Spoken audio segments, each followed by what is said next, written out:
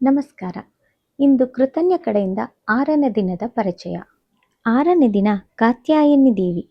ಆ ತಾಯಿ ದುಷ್ಟರನ್ನು ಸಂಹರಿಸಿದ ಯೋಧಿನಿ, ಧೈರ್ಯ ಮತ್ತು ಶಕ್ತಿಯ ಪ್ರತೀಕಳು. ಆ ತಾಯಿಯನ್ನು ಪೂಜಿಸಿದರೆ ಅಡೆತಡೆಗಳು ದೂರವಾಗಿ ಧೈರ್ಯ ಸಿಗುತ್ತದೆ. ಇಂದಿನ ಬಣ್ಣ ಬೂದಿ. ಈ ಬಣ್ಣ ಸಮತೋಲನ, ಗಂಭೀರತೆ ಮತ್ತು ಜ್ಞಾನವನ್ನು ಸೂಚಿಸುತ್ತದೆ. ಬೂದಿ ಬಣ್ಣದ ಬಟ್ಟೆಯನ್ನು ಧರಿಸುವುದರಿಂದ ಸ್ಥಿರತೆ ಮತ್ತು ಧೈರ್ಯ ಬರುತ್ತದೆ. ಇದು ಚಿನಾನ್ ಬಟ್ಟೆ. ಇದು 2 ಹಂತದ ಬಣ್ಣ ಹಚ್ಚುವ ವಿಧಾನದಲ್ಲಿ ತಯಾರಿಸಲಾಗುತ್ತದೆ. ಆದ್ದರಿಂದ ಬಣ್ಣವು ಗಾಢವಾಗಿ ದೀರ್ಘಕಾಲ ಉಳಿಯುತ್ತದೆ. ಚಿನಾನ್ ಬಟ್ಟೆ ಮೇಲೆ ಜರಿ ಕೆಲಸ ಮಾಡಿದರೆ ಅದು ಇನ್ನಷ್ಟು ಹೊಳಪು ತಂದುಕೊಡುತ್ತದೆ. ಈ ಬಟ್ಟೆ ಹಗುರವಾಗಿ, ನಾಜೂಕಾಗಿ ಇರುತ್ತದೆ.